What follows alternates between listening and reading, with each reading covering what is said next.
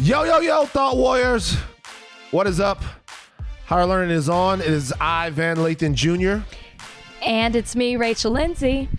Rachel's coming she's coming from the closet today. Because I'm being selfless. Brian is podcasting at the same time as me. I let him have the normal spot, and I came upstairs. Interesting. That's interesting. Why? Do I not come across as a selfless person? No. It has nothing to do with you. You're very selfless. But I think that in that situation, I got to go ahead and be honest about my friend Bry Guy, that he should have done his podcast in the closet and let you spread your wings. Doesn't, as the man of the relationship, the man of the house, shouldn't he be the one to do his podcast in the closet? I would agree if this was, but this is my closet. He can't do it. He would have to come in here and then it wouldn't look right. Oh, so he has like he has his own closet. So his closet isn't as spacious as yours. No, he doesn't need as much room. I know, because all he has in his closet is like ab rollers and like, you know. He actually really does have those. See? I know. I watch his TikToks. Hey, it's me, Brian, like big ass smile, like impossibly big smile. Hey, 3 tips for you to get fit. Okay, so you better stop now. What? Well, I'm listening to his shit. I like that shit. I like that shit, man. I got up this morning. I'm working out. You know, I'm doing my thing. So but I like it. Brian is an inspiration because like we're like the same age, but like he's like half the body fat. So I'm like, look, it can be done right there. I said, we still got time. So you're in the closet. You have a lot of clothes. I'm in the closet. Rach. You have a lot of clothes. I have a few. You have a few. Now, what's your theory or your belief about repeating outfits? How do you feel about it? I do it all the time. I repeat. I probably wear the same clothes over and over again. And there's a lot of clothes that don't get worn. Yeah. But I'm kind of a hoarder when it comes to, it's hard for me to let go of clothes. Right. I used to I'll need it at some point. So I actually coined something about wearing clothes over again because I used to do it all the time because I didn't have many clothes. I wouldn't buy that many clothes. I don't like shopping like that. So I don't either, actually. While my friends like Ian and Gino and Ryan and all the Player Proof, they love to go shop and wear clothes and do all kinds of wear like fancy rings and all that. Is the Player Proof crew pretty boys? Hell That's what it sounds like. Oh my God. I mean, I've met Ian. He's pretty. Yeah. Hell yeah. One of my friends, Trey, shout out to Trey. Trey once cut a pair of jeans up and then took a piece of the jean that he cut up and fashioned it into a bracelet to put around his watch. So he cut a pair of jeans, got the material, and then put the jean material through his watch and made like a fly little denim watch band for his watch. And he did that. He did that to be different, fashion forward. But these guys would be like, we go to Club Nightlife in Baton Rouge, Club Upscale, Baton Rouge, Club Dreams, play a Perfect 10 parties down there in Baton Rouge. Shout out TJ. We go to those parties and Mike, and like they would get new stuff to wear to the party. Not me. Mm-hmm. I would do what I call wearing a raw repeat. A raw repeat? That doesn't even sound nice. I called it a raw ass repeat. They'd be like, Van, what you gonna wear? Like, what you gonna wear to the club tonight? You gonna like do this? Nah, bruh. I'm gonna bring in a raw ass repeat of the second week of the month. And they would just laugh. Because I would come back with the same shit. And nobody cared. We in the club. I was gonna say, did it hold you back? Did it hold you back? No. We in the club, it's dark. I can't remember nobody saying. Now I will admit there are probably people on campus going, y'all notice that Van with that same gray shirt and them black pants every time we go out? But I never heard it, so it's like a raw repeat. Bring yourself a raw repeat. Where do you do your repeats at? Will you do a repeat to an event where you're going to be photographed? Probably not. If I'm on like a red carpet, no. If I'm working the red carpet, yes. Mm-hmm. If I'm walking the red carpet, no. But a lot of times that stuff is gifted, so you give it back. Wow. Whoa, you give back the stuff that people gift you? Well, like, like a stylist will have you wear it on the red carpet and then you have to give it back to the showroom. Really? Yeah. I don't know these things. These are the things I don't do. People gift me stuff. It's all to have. I should word it differently. Yes, gifting you keep, but like when I'm styled for something, usually you give that back. You give it back to the showroom. They take it back. What if you really like it and you don't want to give it back? What would it be awkward if you ask them, can you keep it? Have you ever done that? No, it's not. I don't know if I've done it, but it's not awkward. They'll just simply tell you no. No, I can't. I have to return it back. You've done it before? You've asked No, before? I haven't asked. We got to ask. This is what we're going to do. Higher Learning Special Mission. We're going to do a hidden camera situation of you asking whether or not you can keep this stuff. And I want to see how they react. Who's going to tell Rachel Lindsay? Kalika. What Kalika did? Kalika has styled me twice. Yeah, but I didn't ask her. I didn't ask her, but I knew that I couldn't keep them. I'd have to pay for them. She might let you have it. That would be so funny. That would be so funny. Van, do you know that Rachel asked me if she could keep... We should do it with her. Rachel asked me if she could keep this stuff. I'm running this out of the back room in my house, and she's going to ask me if I can keep some of this stuff. So let me ask you a question then. How many people are wearing this stuff? It's a good question. It gets dry clean, but for a lot of the times, they're not going to repeat the looks, right? The showroom's not going to give the dress out 5 times so 5 people can be wearing the same dress. If that's the case, then why not let somebody keep it? I don't understand this. Or like it sits in a closet, it becomes vintage, then people bring it back out a few years later. So are you trying to tell me that you might be wearing the same funk nasty dress that some other lady had to cover the X Games in? She's out in Riverside somewhere. Because think about it. Because look, she's covering like the X Games, right? They have those in like Riverside or Anaheim or places like that. It gets a little hotter out there. She's out there. She's sweating. She's watching people do the Vert 720 McFlips. And she's out there all day. And the next thing you know, you got to cover something on the red carpet. You wearing her same funk nasty outfit. They just recycling all of this stuff. Bed bugs running all through it. They clean it, Van. If they got a reputation for renting out funk nasty dresses, nobody would go to them anymore. Have you ever... There's a system here. Have I ever had a funky dress? No. Not one time. Not one. Not even one dress with a little...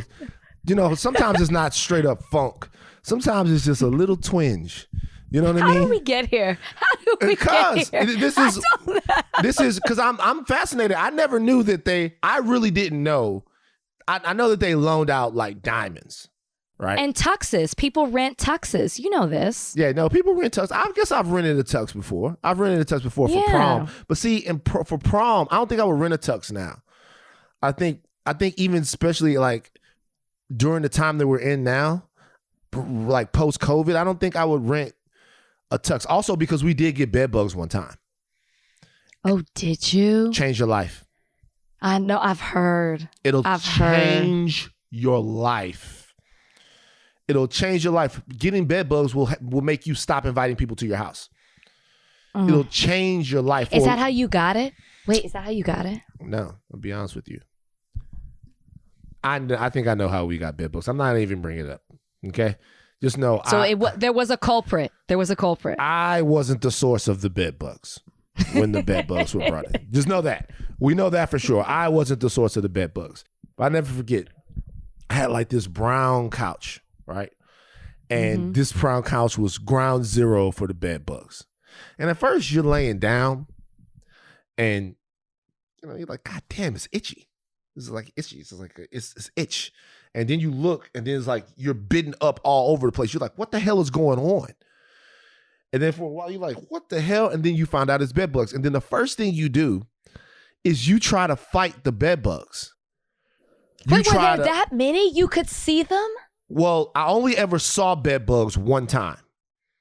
I only ever actually saw them one time. I remember I looked at them, like I got bit, and then I look and I saw this little thing crawling. I'm like, yo, that's a bed bug. Like, you know what I mean? But I only ever saw them one time. Every other time, it was like you would like lay down. Every other time? How many times has it been? No. I'm talking about every other instance of with that couch. It's only had bed bugs once. I was like, jeez. It's only had bed bugs once. Agree. But look, so the first thing you do is you try to fight the bed bugs, meaning you try to save your couch. Anybody that's listening to me right now, so rad. if you have bed bugs in your bed or on your couch, whatever you have the bed bugs on, throw it away. Just throw it away. You can't beat the bed bugs. I tried everything. I literally broke the couch down, pillow by pillow, did everything, treated every single, sprayed everywhere, moved all the other stuff away from the couch, turned it upside down, like spit a whole weekend. Monday, bed bugs was like, psych, nigga, it's on. They hatched. We out here. And then I remember one day I was like, fuck it, this couch is done. This was back in the day where just getting a new couch was like a big deal. It's like, fuck it, this couch is done. Put the couch outside. And then this was like a horror movie ending. So I put the couch outside and Kalika goes, well, what you need to do is you need to go outside and put a sign on the couch that says, this has bed bugs. Don't come get the couch. All right. Yeah. Before I could do that, I come outside with the sign in hand, the couch is gone. That is like, and it moved on to. And it moved on to somebody else. Bed bugs too. The hatch. It moved on to somebody else. I promise you. Like, I'm like, yo, I went out there. She was so pissed off. I'm like, yo, I went out there. I'm like, yo, somebody already took it. She was like, you didn't get a chance to put the sign on there? And I'm like, no. She's like, it continues, Van. I'm like, what? I'm sorry. But like, you know what? That's got to be expected. When you pull a couch off the side of the road like that, anything goes. I feel like that was an era in LA where it was a whole put shit outside era. I think the era is over, or maybe I've moved past it. That still happens. Nope. Totally still happens. Oh, for real? I still see it when I'm walking the dog. Yes. I see mattresses. I've seen couches. Yes. People still put stuff out. But do other people go get it though? I don't wait long enough to see, Van. I'm not looking out the window waiting to see what happens at the end of the day. Sorry. In my old apartment, we had a whole little area where you could set shit out that you didn't want anymore. Oh, no. And then people will go get it. Let me tell you, in law school, one of my classmates, the neighbor above her got bed bugs, and they crawled down the wall into her bedroom and were living in her headboard. That's how she got them. That's the hottest shit ever. I love that shit. I'm glad that she had to deal with it. I'm happy for her because I don't want. What's wrong with you? I don't want me to be the only person that has had to deal with that. It was very. You're not. That's actually a joke. I'm gonna be honest with you. It was mentally destabilizing. It was like I was at war. I couldn't beat them. It was like a source of real anxiety. I was seriously at war. You really should write a script. I'm actually surprised there's not a horror movie on bed bugs. Now, were they only in the couch, or did they spread throughout? Only in the couch. Oh. Only in the couch. Well, that's actually at least good. You didn't have to get rid of your clothes, the bed. That's actually good. Only in the couch. Only in the couch. And for a long time, I would go to hotels, and when I would go to hotels, I'd be like, as soon as I would get in the hotel, I'd be like, could you guys bring some fresh sheets up? Fresh stuff? Bring it up now. You gotta look at the mattress. You gotta lift the mattress and look at it. What does that signify? Looking at the mattress. What does that mean? Like there's something you can see to see if I don't know if it's like droppings, something you can tell in a mattress that's like, oh, that they just had that there are bed bugs in there. Because like if you look on reviews, there's like movie theaters that have bed bug outbreaks, hotels that have them. Yeah, it's like a thing. A movie theater? Yeah, they were in the seats at the movie theater. I think it was in New York. I have a question for you. Yeah. We're not going to do this as a whole topic, but I do want to, I just want to touch on it real quick. Dr. Dre, the settlement of his divorce was made public. And it looks like Dr. Dre is going to have to give his ex-wife, Andrea Young, $300,000 a month. Yeah. What's the problem? You know where I'm going to say. Did I say that there was a problem? What I'm going to say about this. Did I say that there was a problem? We know how you felt about old Melinda. Melinda Gates? So this would be too much money in your eyes. Okay, because you thought you wanted. Didn't you only want Melinda to have 100,000? That's not what I said. See how stuff happens. No, nobody said that. I didn't say $100,000. I said 100 million, and that's before I knew. No, you didn't say 100 million. I did too say 100 million. Oh yeah, maybe you did because I said billion. I said 100 million, but that was before I realized what Melinda had to go through. I was wrong. Melinda was putting up with Jeffrey Epstein. Melinda was putting up with Bill emailing chicks at the office like weirdly. He was emailing like, "Hey, it's me, Bill Gates. I'm the CEO of Microsoft. I would like to take you out for dinner. But if you don't want to go, forget that I sent the email." Now, how the fuck they supposed to forget that you sent you're Bill Gates? Well, like, what are you doing? You gotta go. You gotta go to dinner. You gotta go. And think about how boring a date with Bill Gates would be. It would seem like Bill Gates has an interest in life, but I don't think it would be very interesting to go out with Bill Gates. You don't know that. We didn't know all this stuff about him being a womanizer and him having all this whole secret life, talking to ex-girlfriends, co-workers, Epstein. Like, Bill might be interesting at dinner. It's very true. He might be interesting, but I've some kind of way, I feel like dinner with Bill Gates is going to end up in a conversation about MS-DOS. Or like, you know what I mean? But I feel like even if Bill Gates has done so many amazing things, but I'm telling you, he's going to talk to you about the first time he wrote some code. It was I felt like a god out here on Earth. This is Bill Gates talking right now. On Earth, sure, I walk around. I look like a mere mortal man. People see me. I'm unassuming. Glasses. Stop hat. that. People see me, whatever. But inside of the walls of cyberspace, I am God. I realized in my 20s that I can do whatever I want. I can be whoever I want to be. I can own the world. And you're sitting you're sitting across there like, yo. You're sitting across there like, yo, man. What the fuck am I gonna do? I went out with Bill Gates. You stuck. He's talking about I am a god. But she gets $300,000 a month. She gets $300,000 a month. I want to do the math on this real quick, just for fun. Okay, so $300,000 per month times 12. She gets $3.6 million a year. Okay. He's worth over $1 billion. Is it over $1 billion? Yeah, but he's a billionaire, right? Right. If he's not, he's right there. If he's not, he's right there. So that's $3.6 million a year. $3.6 million bucks a year. Okay, I'm just saying, hey, good for her. But I know they were married for like what, 20-something years. They had a child together. I think they had. She gave him the best years of her life. Sat there, supported him while he built his empire, held down the house. Give her 3.6. 3.6.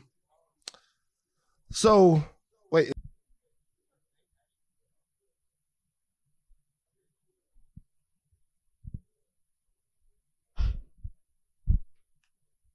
Oh, excuse me. I thought it was Nicole. It's Nicole. Excuse me. I'm sorry. His name is Andre. I even I gave her his name. I made her the female version of him. I'm sorry. Misogyny, patriarchy.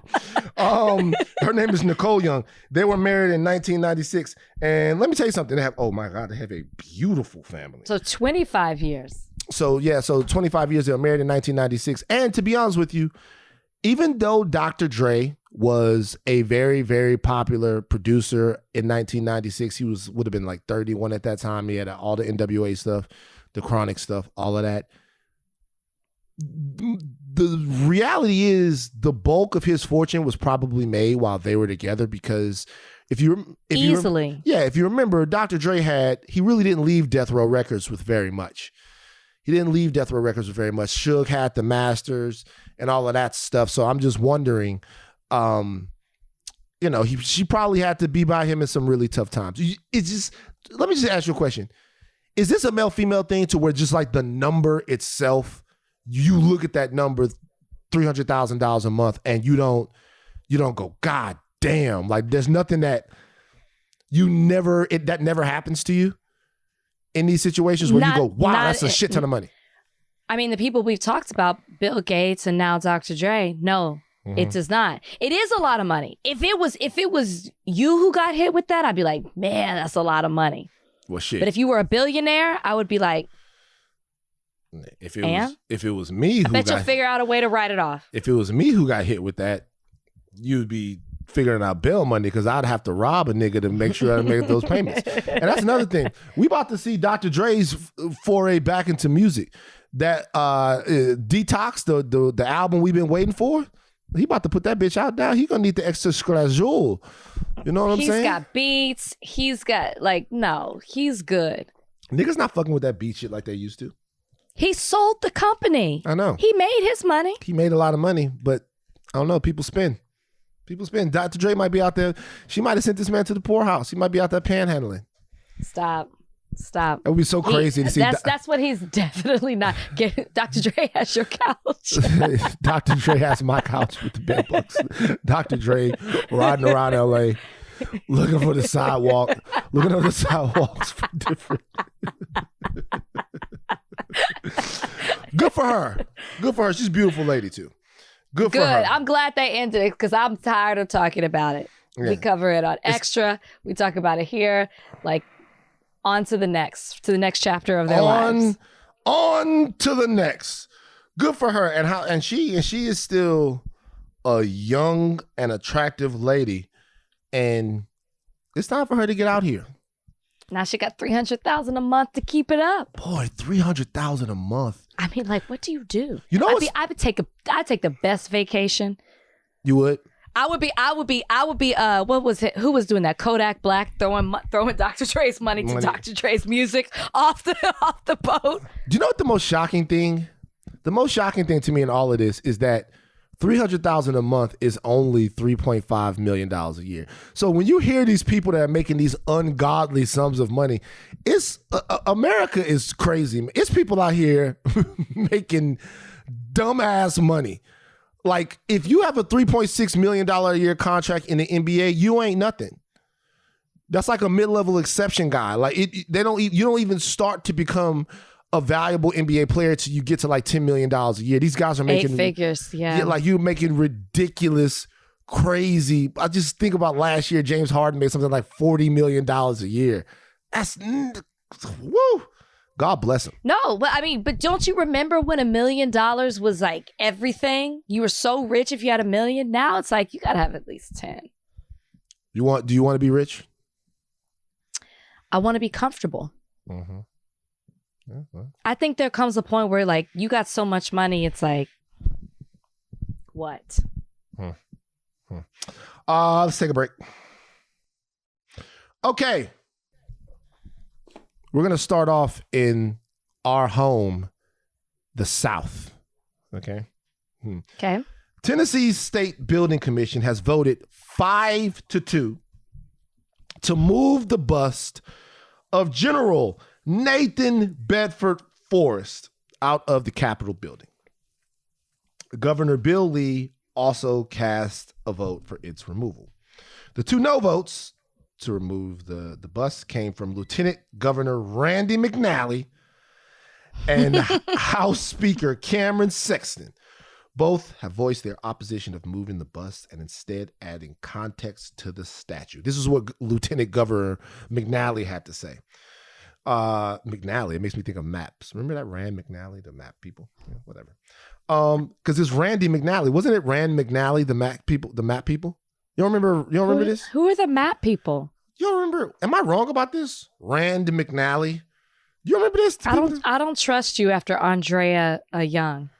I thought it was. Let me look this up. Hey, Donnie, wasn't it Rand McNally who used to make maps and globes? You know what I'm talking? Google, yeah, you're right, but I don't remember this personally. Google says you're right though. Boom! Rand McNally. I knew this. I used to be What a random piece of information. Why is that random? Who used to make maps? You never looked at maps and paid attention to who made the map at the bottom? It was always Rand McNally. No, because I was too busy looking at whatever the map was mapping out. Whether it be a country, the world, a state. Looked at, you know what? Let's move on because we're getting sidetracked. But the reality is that there's a lot of people that are going to be listening to this. If you're listening to this and when you saw this guy's name was Randy McNally, did you not go, oh shit, it's the map guy. He's gone racist. Anyway, this is what Lieutenant Governor McNally said.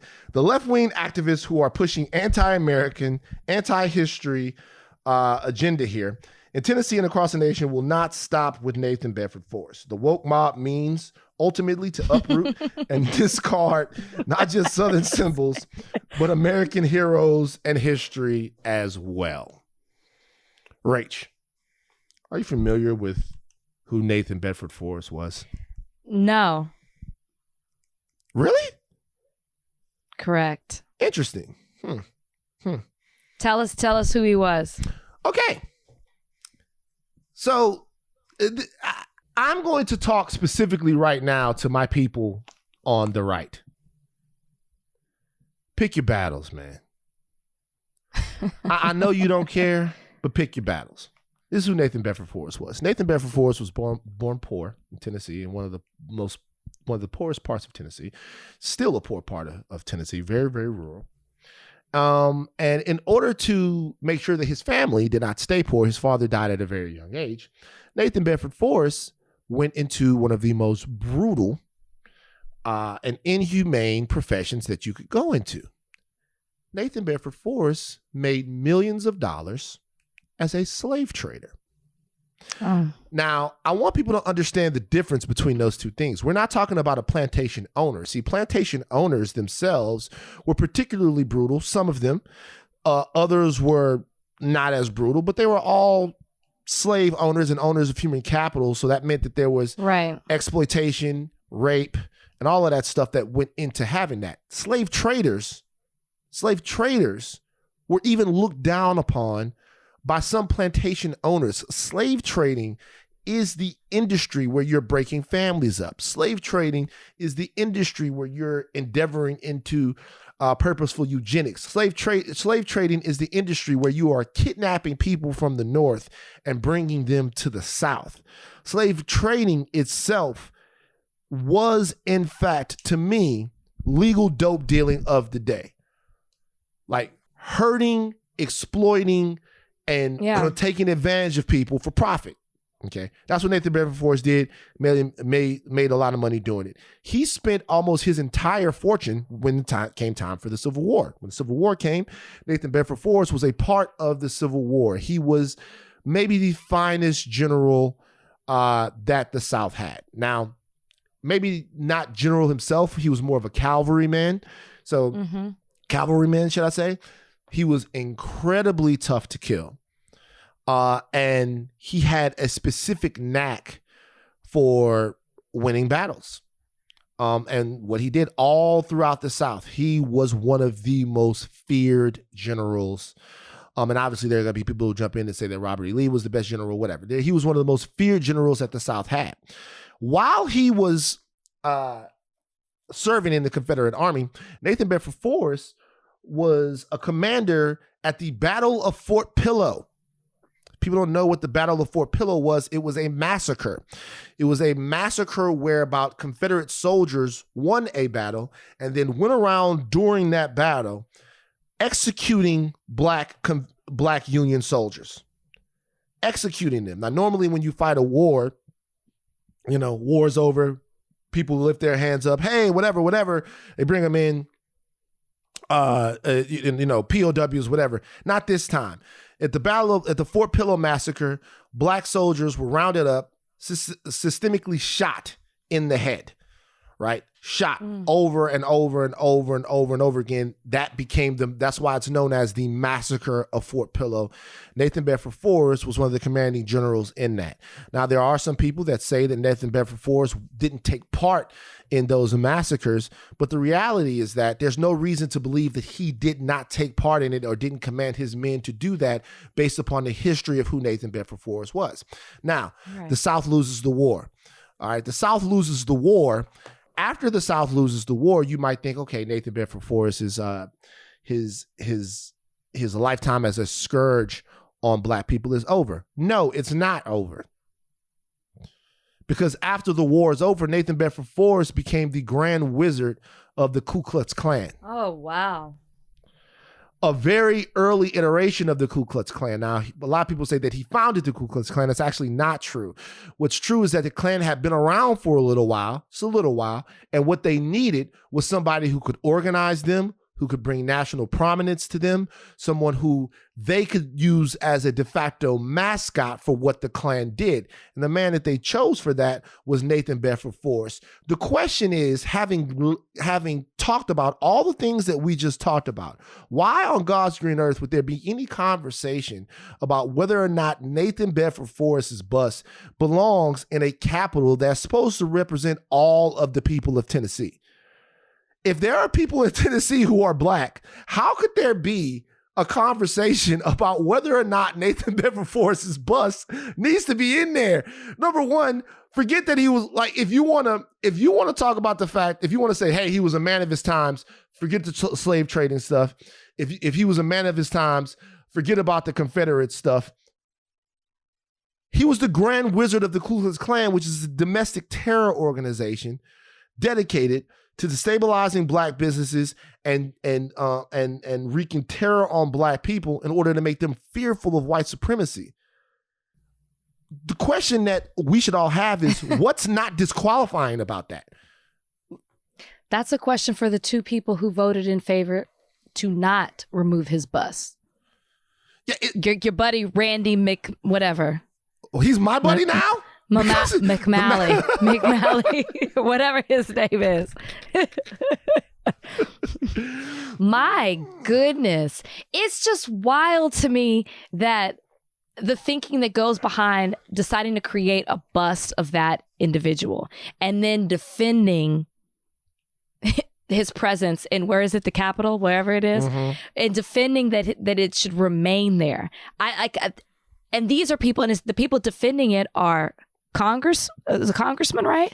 And a lieutenant governor. Lieutenant governor and the House Speaker of Tennessee.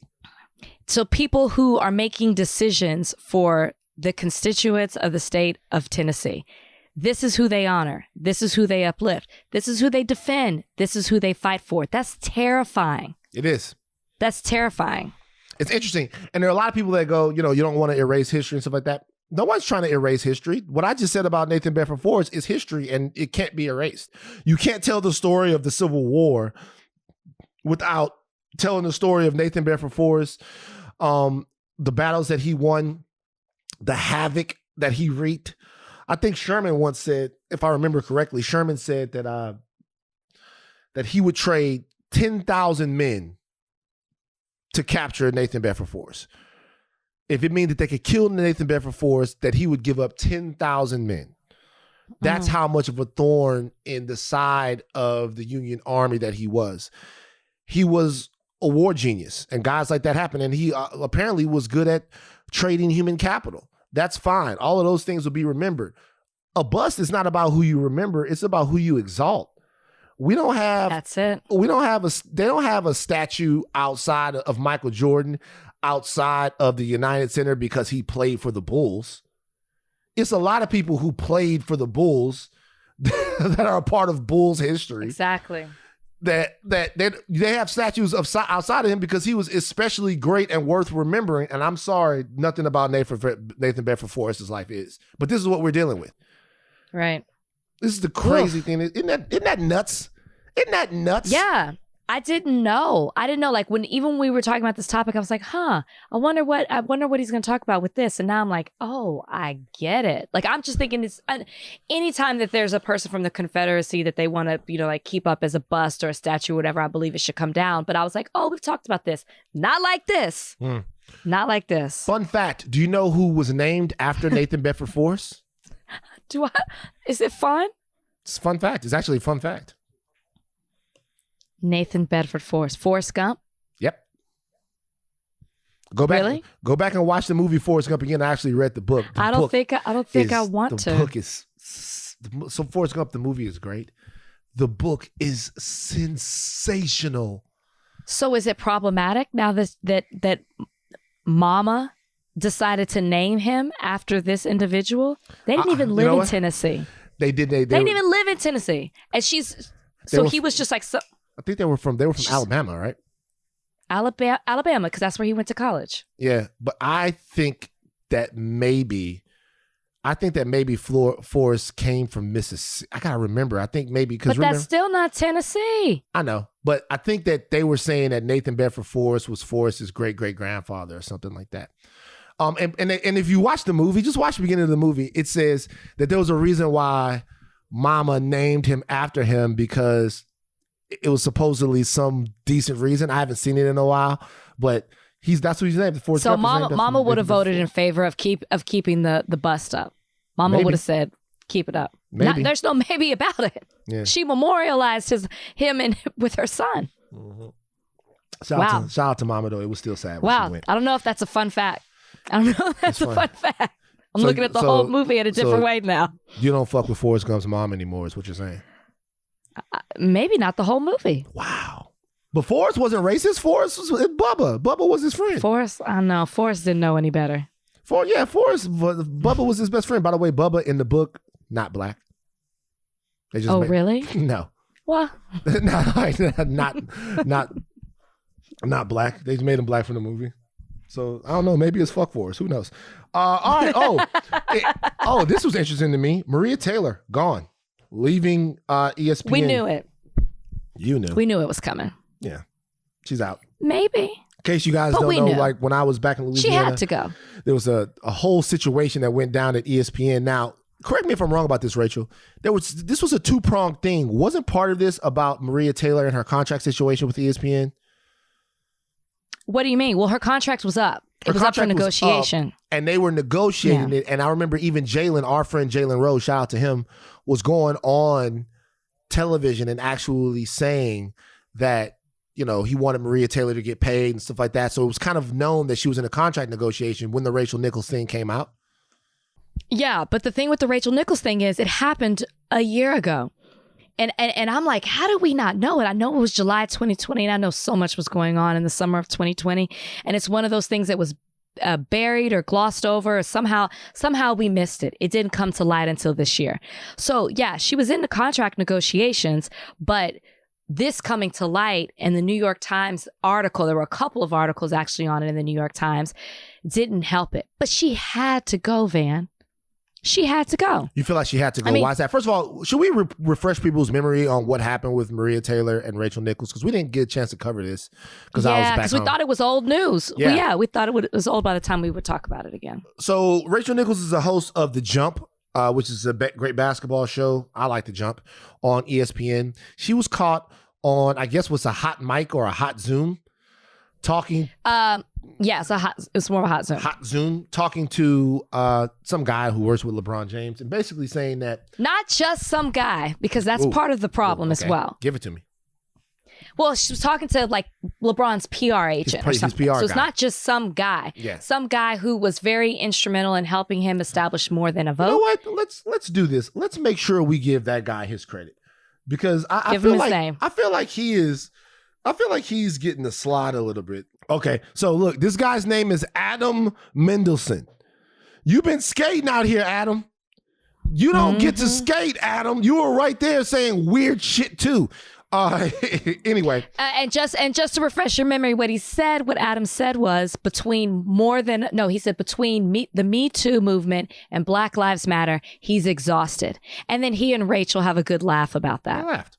Okay, so what's happened? So Rachel Nichols said that, she was all in favor of diversity. She understood how hard it was to get ahead at ESPN. I'm paraphrasing what she said, being that she is a woman.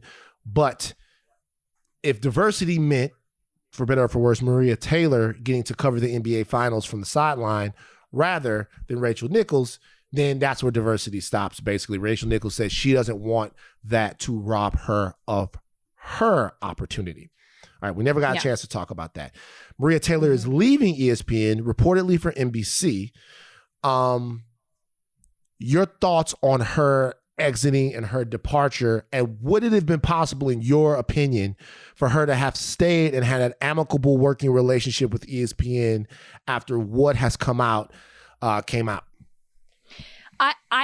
do think that there was a possibility to work this out, but ESPN fumbled this. Like they fumbled the pass, they messed this up. They didn't sit the two of them down. They kind of let the situation they brushed over it. They didn't address Rachel. They didn't address Maria. They instead end up forcing the girl out, who's the one who brought it to Maria's attention. They didn't handle this situation right. So what was Maria supposed to do? I mean, they really forced her hand. And the fact that the president of ESPN said, quote, she chose to pursue a new opportunity, that's troubling because it shows that they still don't get it. Maria didn't choose this new opportunity. I think if Maria had a choice, she probably wanted to stay at ESPN, but how could she, knowing that they had drawn a line in the sand? I mean, they basically let Maria know what they think about her, because they did absolutely nothing in regard to last year's situation, except the girl that they forced out. So if I'm Maria, I don't feel appreciated. I don't feel respected. This woman said something that I felt, and not just felt, it actually was offensive to me. And instead of doing something that offended me and Black people, you let her continue to go on as if you value her and her feelings and her thoughts more than me. And I think that they made that painfully clear to Maria. And they really messed this up. Maria offers way too much to the network. I mean, she covers college football, college basketball, men and women's. She does professional football. She does professional basketball. She is knowledgeable. She's entertaining. She's funny. She works hard. She's incredibly smart.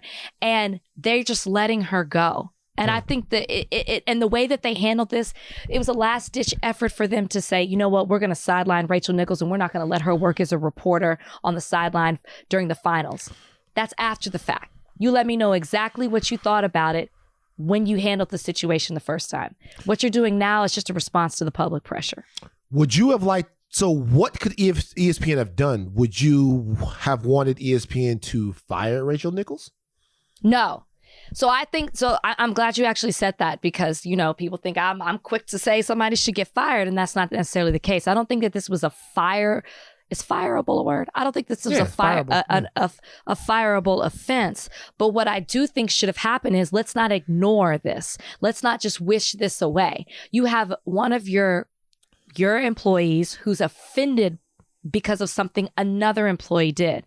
You need to address this situation head on. Why are you having a town hall meeting now? You should have had a town hall or a discussion between Maria and Rachel. They are two faces of the NBA, and Maria faces of other things as well for your network. Yet you didn't do anything to make her feel comfortable or that you valued her in your company. And when she's seeing you not value other women who look like her, what else is she supposed to think? Why would she sign on for another few years? Does ESPN have a Black woman problem? When we see the way Maria Taylor was treated, when we see the way, really, to be honest with you, a personal friend of mine, Jamel Hill, was treated, is there a Black woman problem at ESPN? That's hard for me to say. You used to work there. Because, You used to work there. Spill the beans. I used to work there. It's hard for me to say because you do have women like Elle Duncan. I love Elle Duncan. I do too. Yeah. You have Chanae. Yeah. You have women there that you have Kimberly Martin.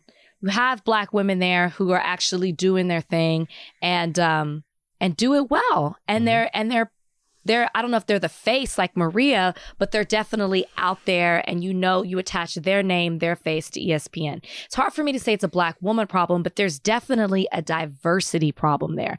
They don't know how to handle issues when they come up in regards to race. They don't know how to make people who are diverse feel comfortable in that setting. They just wish it away. Sounds very familiar, right? For another franchise that is under the same company.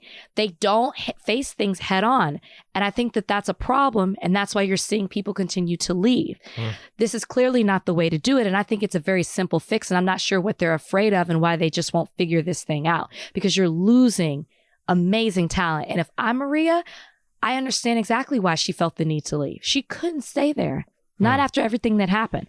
We're just finding this out. Maria's been dealing with this for a year. I do want to also shout out Carrie Champion, who also left ESPN. You know, ESPN has had some amazing Black ladies over there, and they continue to have some amazing Black ladies over there. Maria, Jamel, Carrie, Rachel. I mean, wow. Please, I am not on their level. You're missing, but you're missing somebody, right? You're missing somebody that's still over at ESPN. Josina? No, you're missing someone. Adult. You're missing Sage. Nope. You're missing Sage. You're missing Sage still. I miss some other people too. There are other people. Roz works there. There's some other people I miss. I didn't just not name Sage. I didn't just not name Sage. Hey, Sage Steele, she works there. We love her. Say it. Say it, Rachel. Say it. Say you love Sage Steele. Okay, anyway. So here's the Sage. I'm trying to figure out how to word this. No. Sage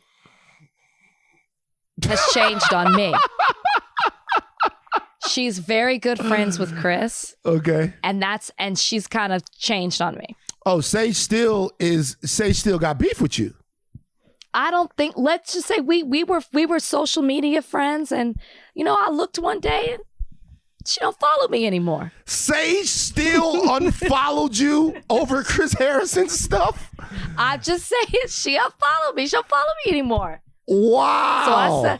So I hit it unfollow as well. I said, oh, it's like that? You and Sage? Oh, wow. I didn't notice. I really There's no beef, but I did notice that. Beef. I said, No. I said, that's like saying it without saying it? Nah. I was like, that's a beef situation. The unfollowing. I have no problems with her, but I have to say I was shocked. I've been around her a couple of times and we've always gotten along, and I was like, She took Chris Harrison's side. She unfollowed you over the Chris Harrison thing. Nuts. That's interesting. Nuts. I do want to say something about the Rachel Nichols, Maria Taylor thing, because here's the thing that I thought when this happened. I feel like I know what you're going to say. Yeah, so this is what I thought. Really, when you get down to it, nothing that Rachel Nichols said is shocking. Okay? None of it is shocking. Nothing that she said is shocking or, to me, hyper racist or anything like that. All right? I agree. It's only because we looked at Rachel Nichols as an ally. Rachel Nichols has she's on there, she's talking NBA basketball, she's doing all of this stuff like that. Rachel Nichols never said that she wanted to give up a part of who she was or a part of what she's worked for so that a Black voice could be in the room. And this is what I try to get people to understand when I say we shouldn't be looking to people for all of these allies and stuff. The reason being is when you put a person in a situation where they have to choose themselves and you, or their community and you, they're going to choose themselves. And all it does is set us up for disappointment in situations like this. When I saw what Rachel Nichols said, yeah, it was very white. It was like, I hope all the niggas get what they get, just not this nigga, not this time. And the reality is that left up to the devices, that is what a lot of them would say. What a lot of them would say was like, cool, if somebody else has to lose for diversity, or if someone else has to wait their turn for diversity, that's cool, but I'm not going to be that person. I actually think it's an unfair burden to ask somebody to care as much about your stuff as you do about your stuff. And I feel like that's the kind of allyship that we seem to be looking for. People expected Rachel Nichols to look at this entire situation and be like, I'm happy that Maria Taylor is going to get this job, is going to get this situation that I think that I should get. I'm happy that she's going to get it because I want to see more diversity in the room. These people, the way these people's psyche in this situation has been set up over hundreds of years, they don't think like that. And if we expect them to think like that, we're going to be setting ourselves up for the big fat kill. Well, one, she put her diversity on the same. She kept saying, "I know how it is. I'm a woman." So that's that. She was putting her diversity on the same level as Maria's. But it's not that Rachel. That's not what got me. Is that Rachel was saying, I hope that she gets hers, but don't take mine away to give it to her.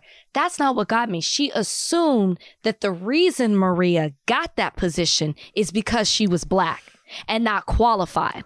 That's what bothered me about what Rachel said. When did she say that?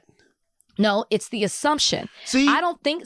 I believe that she was, because for her to say, "I'm all for diversity. I'm all for diversity, but don't take away my opportunity to give it to her." She's assuming Maria got it because of diversity. That is taking away Maria's qualifications. Maria didn't get that job because she's a Black woman. Like, that's not why. Maria is hella good at her job and entertaining in a way that Rachel's not. I'm not taking away from Rachel's journalism skills. I'm not taking away from her work, 20 years and what she's done and her level of reporting and all of that. But Maria brings something different to the table. And that's what bothered me the most. She's saying Maria got it because she was Black. So this is my thing. What bothered me the most is that we expect anything different.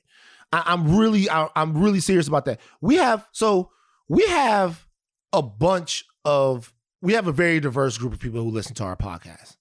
Mm-hmm. And this is going to come off as if, actually, it's not going to come off. What I'm telling you is I have a low threshold of expectations for white America. I just do. Right. We talked about allyship. And it doesn't, and that's not to say that when I saw what she said, when I saw what Rachel Nichols said, I wasn't shocked or appalled or offended at all.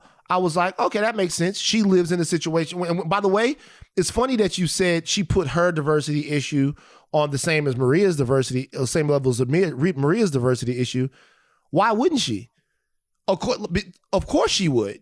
She has been a woman working at ESPN, which is a boys club, for X amount of years and has gotten to where she's gotten. You cannot tell her that she hasn't had to shatter some glass ceilings. I'm not saying to be the female host of an NBA basketball show. And if you tell her anything different, what you're going to get back from her is, look what I did, look what I did, look what I did, look what I did. And when she looks at Maria Taylor, she's going to think, hey, we're in this season, we're in this situation, I've been doing this, I've been doing that, and that's why they're doing it. Even if all of that's bullshit and cloaked and coded in privilege, which it is, my question is, what do we actually think is said about us when we're not around? No, I I agree with you. One, with the diversity thing, I'm not saying that she didn't, knock down doors to get to where she is. I would never take that away from her. I just think that, Maria is also a woman and then she's also Black. So there's something else there. Mm-hmm. But I don't think that anybody doesn't think that white people have those conversations when we're not in the room. I don't think that. I think for me, it wasn't even shocking that she said it. Mm-hmm. It wasn't even shocking that she got caught. It was shocking to me that ESPN has known about this for a year and did nothing. Mm-hmm. When it involves one of your greatest talents right now on your network. Mm-hmm. That, to me, was the most shocking thing. This happened a year ago? Mm-hmm. I didn't even know. Yeah, I interviewed Rachel Nichols. I would have asked her. You would have been like, hey, Rachel Nichols, who are you? I do want to say something. I'm going to give you guys a clear-cut example of and me and Rachel differ on this issue. I'm going to give you guys a clear-cut example of what I would like from white people. Tell you straight up. Shout out to my boy, Walter Gino McLaughlin. Walter Gino McLaughlin. His middle name is Eugene, but he's too cool for Eugene. So it's got to be Gino. Ooh, I'm a Kappa. Is this your friend? Oh. Yeah. So my friend Walter Gino McLaughlin, he's a Kappa. He became a Kappa with Chris Toombs on the same Kappa line back in the day. They were so happy. Walter got cross Kappa and he cried. He doesn't want to talk about the fact he cried on his brother's arms. He cried. He's Kappa. Anyway. When you pledge, it's a real thing. Yeah. So Walter does this thing in Baton Rouge called Black Restaurant Week. And I don't know if you guys know, but what that is you eat at Black restaurants for a week. You support Black restaurants for a week. Okay. So Walter does this thing for Black Restaurant Week. For me, I don't care if any white people support Black Restaurant Week. It would be great. It would be great if they did. It would be great if the allies, my friends from down there in Louisiana, Tommy Talley, good white folk, as you could call them. You know what I mean? If Derek Pomansky, shout out to him, great guy. All of this, it would be great if all of these guys decided that they're going to bring their families and go support Black businesses. That would be great. That would be fantastic. That's not what I'm asking from them. This is what I'm asking for them not to do.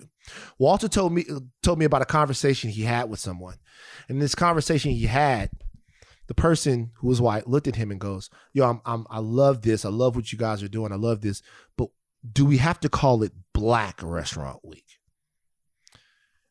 That is the only thing I'm asking white people not to do. That. I'm not asking you at all to pick your family up and take them to Del Pitts or take them to Boiling Rue or take them to Pit and Peel or take them to Bulldogs, the Bulldog in Baton Rouge, not Bulldogs in Atlanta. It's a completely different vibe. Or Jones Grill or any of those places in Baton Rouge. I'm not asking for you to do that. What I'm asking you to do is not get in the way of what we need to do. Yes, it needs to be called Black Restaurant Week. That's what it needs to be called. Black Restaurant Week. It needs to be called that. Don't worry about it. Do your thing. We're going to do Black Restaurant Week. We don't, and all of these people that are up around going, hey, do we need to call it Black Restaurant Week? Yeah, we do. We need to do stuff. Don't get in the way of what we need to do.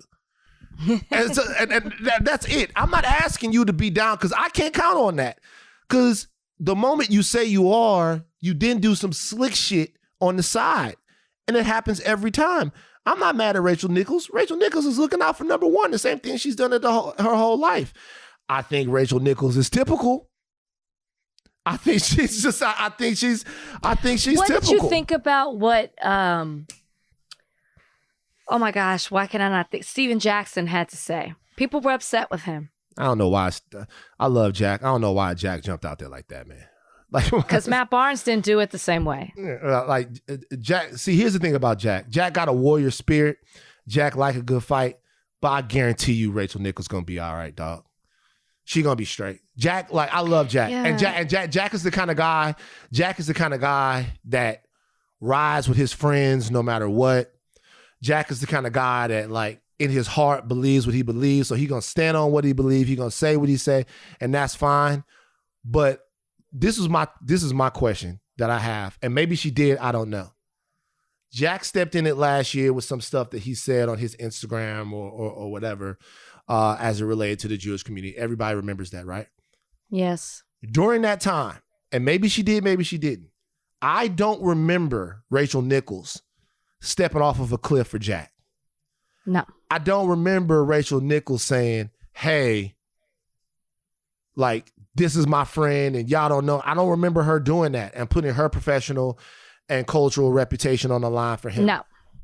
So I don't remember her doing that. Maybe she did. I don't remember her doing that. If I'm wrong, I'm wrong. It's just awkward for me when, he came out, Matt came out, even though what Matt said was way better than what Steven Jackson had to say. And then she apologizes on her show and she gets interrupted for, I don't even remember who said it. It might have been Perk. She gets interrupted and Kendrick Perkins is like, okay, I'm gonna stop you there. And is talking about how great she is. And in my mind, I'm like, let one of y'all try to host the jump. and then boot her and see what she has to say. Yeah. I think it's all fine when y'all are playing your role and it's her show and you're on her show, and because it's like, oh, she gave me this opportunity on her show. Step into her seat and see what happens, and see if she's singing the same tune. It wasn't necessary. I understand people, that's their friend and stuff.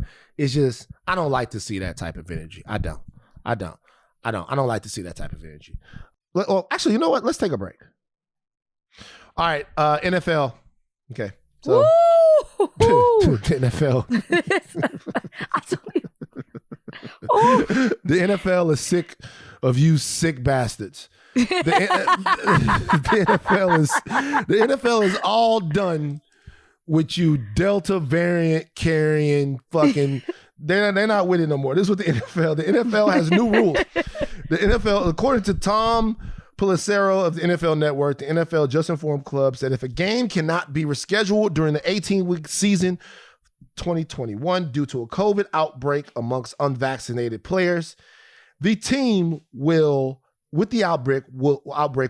forfeit and be credited with a loss for playoff seeding. A team responsible for a canceled game due to an outbreak among unvaccinated players or staff will be responsible for financial losses and subject to potential discipline from the commissioner.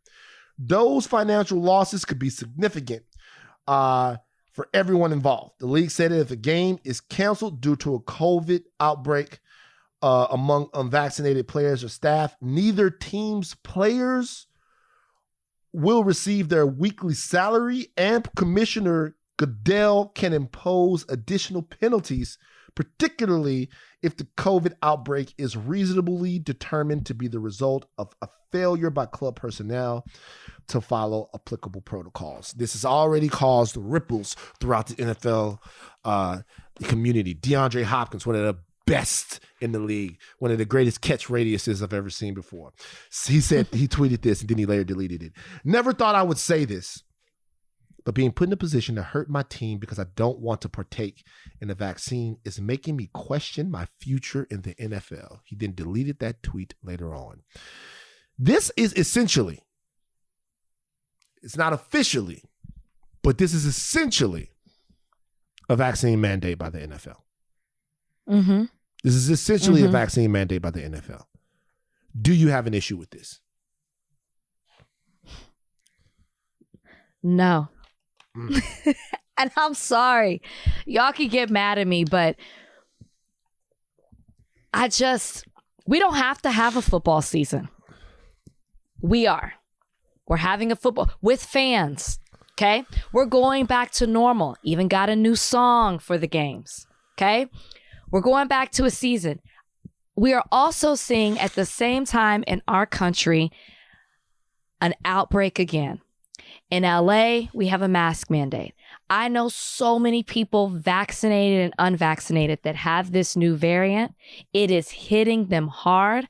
I know people that are in the hospital. This is real. Yeah. We have heard about the Delta variant, and now it is really taking our country by storm. It is out here, guys.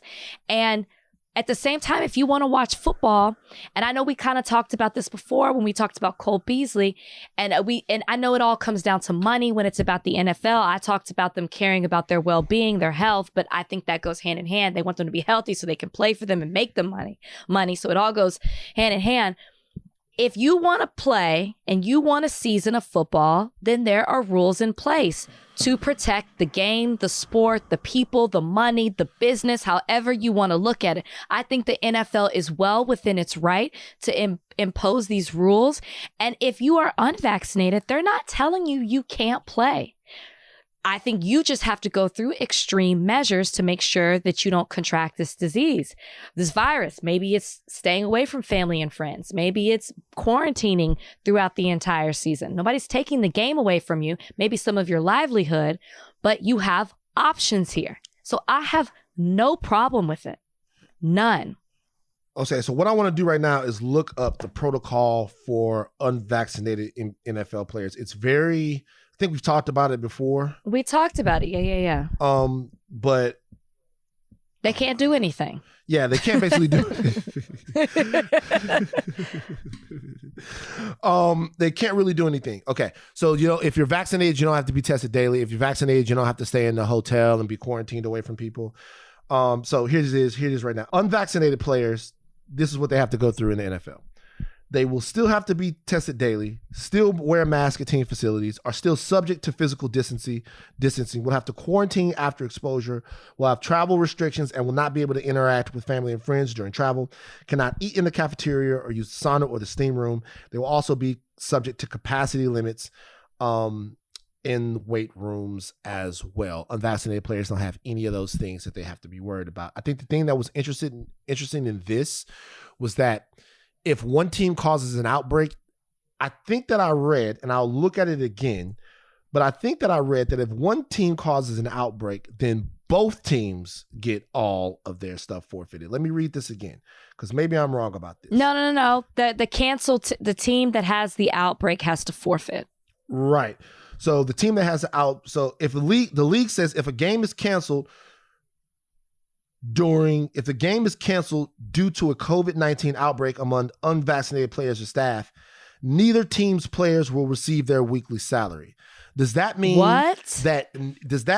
that neither team? So if the Rams are playing the Saints and the Saints have an unvaccinated outbreak and the game has to be canceled, does that then mean that the Rams also don't get paid? I mean, you said Donnie, look at that. Like, help me out with that. It says, I'll read it again. It says, the league said if a game is canceled due to a COVID-19 outbreak among unvaccinated players or staff, neither team's players will receive their weekly salaries, and Commissioner Goodell can impose additional penalties, particularly if the COVID outbreak is reasonably determined. Like I said before. Am I reading that right? Is that both teams, Donnie? Yeah. You said neither teams. Yo, that's crazy. That's nuts.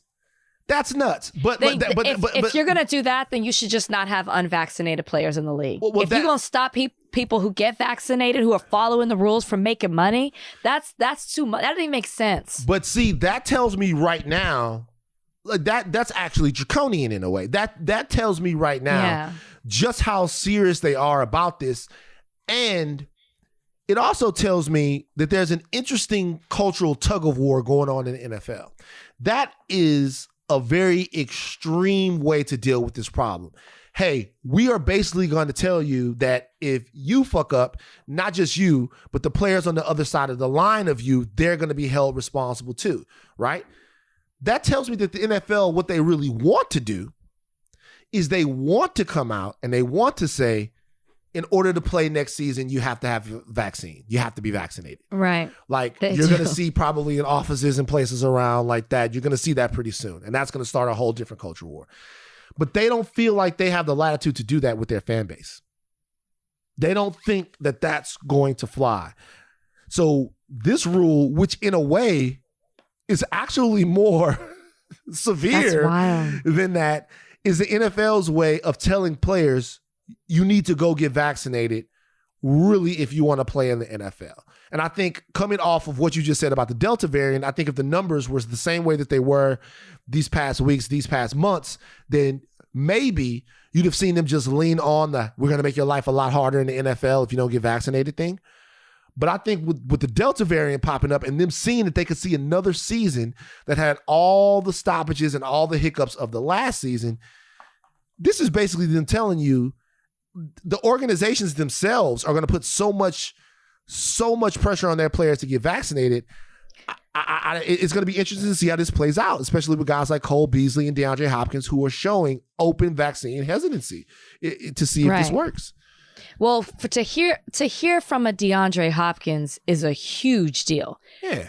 As opposed to not trying to knock Cole Beasley, but I'm about to. I'm just saying DeAndre Hopkins. Yeah. DeAndre Hopkins is one of the best wide receivers in the league, and for him to come out and say that, that's huge. He's a moneymaker. He's a draw. People want to come out and see him play and see what he's going to do. Also, just as we're sitting on this, recording this, LA cases are now back up to February levels. This is where we are, people. This is where we are. Backwards, not forwards. We are going backwards, literally. So this is why I'm not mad. I'm mad at that rule about the other team not getting paid, or any teammates, period, getting paid. But this is why the NFL is being so strict. When they're taking measures like this, it's because of that number I just read. That's that fact. We're going backwards. I don't know what to do next. You know what? What's on the list? You know what? You know what I kind of want to talk about? I kind of want to talk about the astronaut. What astronaut? Gail? Yeah, Gail King. Was he black? Was he black? Yeah, was who black? I couldn't tell. Or was he just... He's black. He's a black man. Okay, I couldn't tell if he was like a tan white man or a light-skinned black man. So this happened on television. You know, let's combine these. Let's do... With what? Let's do a segment called "What Were the Whites Thinking?" I want some big I want a big thing. What were the whites thinking? It balances out unexpected ally of the week. So we actually have two nominees for what were the whites thinking this week. The first one is a former astronaut, Charles Bolden, who Bolden is the first black NASA administrator. He raised eyebrows when he said this, and this guy isn't even white, but it was a white feeling when he raised this. He said, the young man sitting there, excited as he was, he's looking at the crowd of people after Jeff Bezos landed his penis successfully back onto Earth. It said, the young man sitting there, excited as he was, that's one less black kid on a corner somewhere getting ready to use a weapon. God damn, Chuck. Charles. So bad. It's so bad. Charles, you're not white, but you get to be an honorary white today. What the fuck is wrong with you? I thought it was bad when he just said on the corner. Then he proceeds to say with a weapon in his hands. With a weapon. It is really important for us to inspire young people. We have to inform them.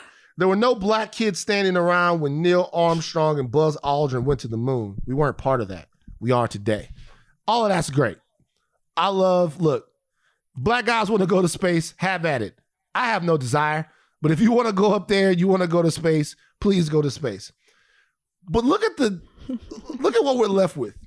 Either go to space or murder somebody. Bolden. My God. My guy. Bolden. Chuck. Come on, Chucky B. Come on, Chucky B. Come on, Chucky B. You Gail is better than me. Gail comes back. I would have stopped him. I would have stopped him right when he said it. They let him keep talking. They let him complete his thought. Chucky B said this, and Gail came back. Gail said, I don't want anybody to think or believe that all black kids are just hanging out in the corner. I think it's inspiration for everyone. But I get the point that you're making. I just really wanted to clean that up because I'm sitting here going, no, Charlie, no. Chucky B. This is what? Chucky B. Oh, Chucky B. Chucky B. has licked so many boots to get to where he is in NASA. I'm sorry. I gotta keep it real with Chucky B. I gotta keep it real about Chucky B. Chucky B, that was a bootlicker statement. I'm sorry. That was a bootlicker statement. I wish, I don't want to do this, but if the first thing that comes to your mind after Jeff Bezos lands his penis back to Earth is to shit on black people, it's hard for me to believe that Chucky B is not a bootlicker. Like, that's a bootlicker statement. No. The worst is that he didn't think he was shitting on black people. He really thought he said something profound. You could tell. Like, people were going to be quoting him on that. That's the bad thing. And all I kept thinking is, if this black man can say this to a black woman on national television, my God, what does he say behind closed doors? What does he say with the other astronauts? What does he say at NASA? It's crazy. Did Chucky B ever go to space? Let's look up Chucky B real quick. No. Did Chucky B retract that statement? Has he come out and said anything since? I don't know. Let me, I'm going to look it up right now. Charles Bolden Jr. Okay. He's been to space several times.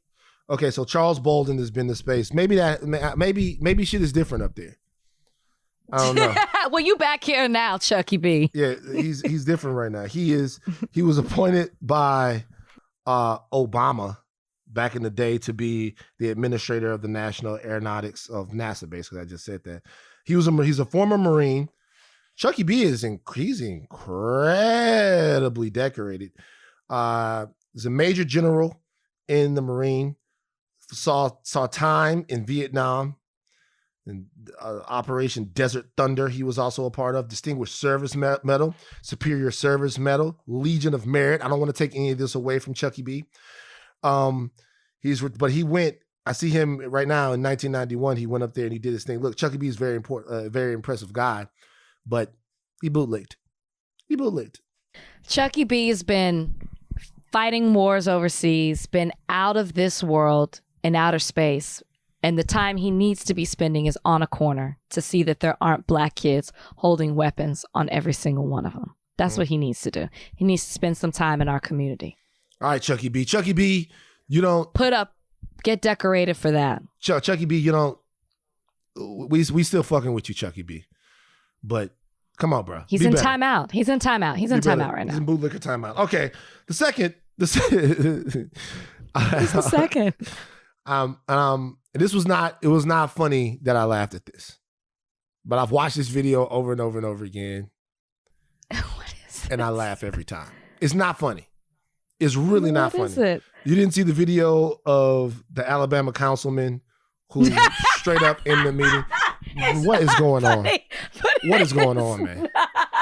Funny. It's not funny, but I didn't know that's what you were gonna say. Like, what is going on, man? What the fuck is happening? Like what? Like seriously? Like guys? Like what? Like seriously? I was so mad. I even looked at Bozeman. I was like, "Yo, Bozeman, do you see this?" And he's like, "Yo, I'm a dog." Ridiculous. It's so during the meeting, Alabama Democratic Party. Wait, like this guy's name is. Hold on for a second. Wait a second. Hold on for a second. This guy. This guy is a councilman. What's his name? Donnie. What's this guy's name? Tommy Bryant. His name? Tommy. Tommy Bryant is his name. Y'all, this really happened. I know y'all have seen it by now. Tommy Bryant. They want him to resign because like he's in the council and they're talking in the council. And he looks over to Veronica Freeman, who is black, and he says to her, "Do we have a house nigger in here? Do we? Would she please stand up?" The woman left the place crying. What is going on with the whites? He lost it. And like Tom Bryant lost it. He said he was repeating something Wayman Newton, a black man, said about Freeman during an executive session. He was repeating something that he was saying. He said it in a derogatory manner. I said it so people would know what the mayor said is what he said. He basically used the whole of, I was just rapping what Snoop Dogg said. That's what he said. I don't know. I really don't know. It's not funny. It's so ridiculous that I have to laugh. It's the whole thing. It's not what he said. It's the way he said it. It's standing up, once again, in public, on a live. They were recording this on Facebook Live, stood up and spoke to a black woman and called her out of her name. I think he said it twice. What bothered me too in that video is there is a black man, maybe it was the mayor, I'm not sure, who never looked up. He was on his phone the entire time. Didn't look shocked, didn't look appalled, was just kept texting on his phone. I'm sorry, that's an issue. And the other thing is exactly what you said. Why do they always blame us, like excuse their behavior by blaming us that it's our fault that they said that? It's the black mayor's fault that he stood up and called her a house nigger in front of a whole council. Okay. So I have a question. We didn't do Van's very serious question of the week on Monday. We're going to do it right now. We're going to do it right now. This is the question we're going to do right now. This is Van's very serious question of the week. Okay.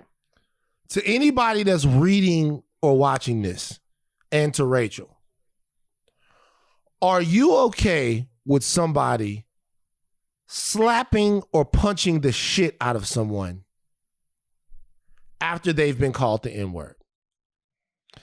Is the N-word sufficient grounds to you? I know how we feel. I know how I feel. But I just want a general sense from the people that are reading this and watching this. Is being called the N-word legitimate grounds for physical violence and retaliation? Rachel, do you feel like if you get called the N-word that you can slap back, pop back, punch back in the mouth, in the jaw, go in somebody's face, bloody their nose, fatten their lip, ring their ears, hit them in the temple, all of that? On site. On site. You call me that, it's grounds for whatever. Those are fighting words. That's a violent word if it comes out of your mouth directed towards me. I wouldn't have run out of the room crying, and I feel so bad for her, and I hope that she's okay, and I hope they remove that man from his seat, his government seat, because he is making decisions on behalf. He said he's not resigning. They said that county or that city, whatever it is, 53% black. And this is how this man speaks, and he's making decisions on behalf of your city. Get that man out of office. On site, I'm allowed to make any type of physical contact with you that I want to. Yeah. There's a lot of people listening to this and goes, there's never a time for violence. The N-word is violence, like Rachel said. That's violence. That's violence. Do you know how many bodies are on the N-word? Especially when there's a lot of bodies on the N-word. The N-word is violence. Yeah, so I'm with it. That's the question. Is the N-word still grounds for physical violence? The word is out there so much right now. Is the N-word still grounds for physical violence? Somebody calls you the N-word. Are you well within your rights to slap the living shit out of them? That's the question. All right. It's time for mailbag. Donnie, come on. Like, we gotta go. It's like run the song and we gotta do it. Come on. Mailbag time. Time to read your letters and then we'll reply to them. Oh, it's mailbag time. Write us with your queries and we'll chime in. All right. From Donald Bullock. If you could only listen to one artist for the rest of your life, who would it be? Did we ask this question? Maybe. Prince. You would say Prince? See, you need somebody with a deep catalog. That's the problem. Deep catalog and levels to it, right? Because I can hear fast with Prince. I can hear something slow and sexy. I can dance to it. There's levels to Prince. No? Okay. No, you're right. What? The answer is probably Michael Jackson. Wow. Does that include the Jackson 5? Yeah. Then I might change my answer. Yeah, it's probably Michael Jackson. Then I might change my answer. We got to do something about this. We got to talk about this. It's serious. Thank you, Donald Bullock, for bringing the podcast down. We were having a great podcast. Donnie, next question. You're out of your element, Donnie. All right. This one is music. Music as well. From Josh Coyne. We have to compromise our feelings to enjoy Kanye now. What else does that to you? I think we just talked about it. Yeah, seriously. Michael for sure. Yeah, Michael for sure. And to a degree, the NFL. The NFL has kind of showed me who they are. But it's the only way, good point. The only place we can go to get that exact content, that exact experience. But to a degree, is the NFL. Watching the NFL will never be as fun as it was before. It's just something that's almost like habit now. It's a really good point. Next question. From Erica Miller. If you could go back in time and relive one experience the same exact way, what would it be? The TMZ Kanye thing. Yeah, I mean, it was flawless. Yeah. I would say for me, it would be this is cliche, but it would totally be my wedding day. And it's not even just because I got married. Mm-hmm. It's the family and friends all coming together. My family meeting Brian's family, extended family for the first time. Everybody's just so happy, it's celebrating love and life. It's just like, it's like a family reunion all at the same time. And so that's the one I'd relive. That's dope. Next, come on. You're out of your element. Let's go. All right. From Elizabeth Franklin. Would you guys have been friends in high school? So I'm how much older than you? Oh, no. Imagine we're the same age. No, it depends which high school. It depends which high school we were going to. If we were going to First Baptist Academy, where I went, absolutely we would be friends. If we were going to your high school, you would have made fun. You would have made fun of me. Oh, you would have made fun of me in high school. No, you guys have to understand something. That wasn't me in high school. In high school, I am a gentleman. I'm a gentleman. Like I'm a gentleman. In order to get what you get from me, you got to get way in the inner circle. Like I am a gentleman. So you would have ignored me? No, like we'd have been cool because to be honest with you, like at high school we gotta all stick together. Like I'm not with that divide and conquer bootlicking Chucky B shit. That's not me. Chucky B, do better. Look. I think we'd have been friends. I think we'd have been friends. I think probably we probably would have ran against each other for student council or something like that.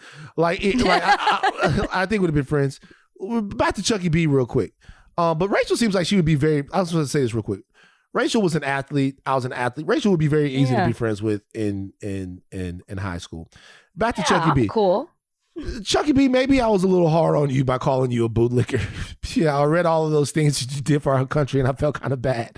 But I'll tell you this: like black kid with the gun, Chucky B, we can't have that. It was so bad. Right? Okay, I'm sorry. I apologize to Chucky B that I said all of the things that I said, but we can't do it like that, Chucky B.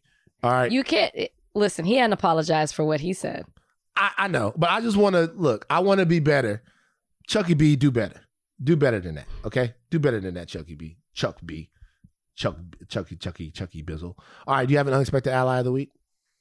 I'm going to steal the 5 people who voted in favor of removing old Nathan Bedford Forrest bus out of the Capitol, Tennessee. Okay. Mine are the writers and showrunners of the show Loki. Jesus Christ, was that good. Wow. How is that an unexpected ally of the week? Because Kang is black and we weren't expecting him to show up. Put the black man in. The black man is big, but it's Who played him? Jonathan Majors. Oh, okay. You like him? Who's your favorite actor right now? Who's the hottest? Great question. Who's the hottest male actor? The actor that you go, ooh, daddy. Who's that? Idris, hands down. Yeah. Idris Elba. Okay, cool. It's like, I mean, that's it. Why is that so shocking? It's because I feel like it's more guys that could come up and steal that crown now. No diss to Idris. You asked me who would I say ooh daddy to? Like who I think is the hottest? Yeah. Daddy. Hey daddy. Idris, come here. Stringer Bell, come to me. Come over here, daddy. Daddy, I missed you. That's where it started. All right. That's enough. We don't have any more podcasts. Rachel, you got anything for him before we jump out of here? Y'all continue to keep Trudy and her family in your prayers, your thoughts. Yeah. Absolutely. Trudy, we love you. We can't wait for you to come back, and we're praying that everything turns out okay. Everybody, I'm not going to tell you what to do, but I am going to tell you to be careful out there. This virus it's spinning the block on us. It is back.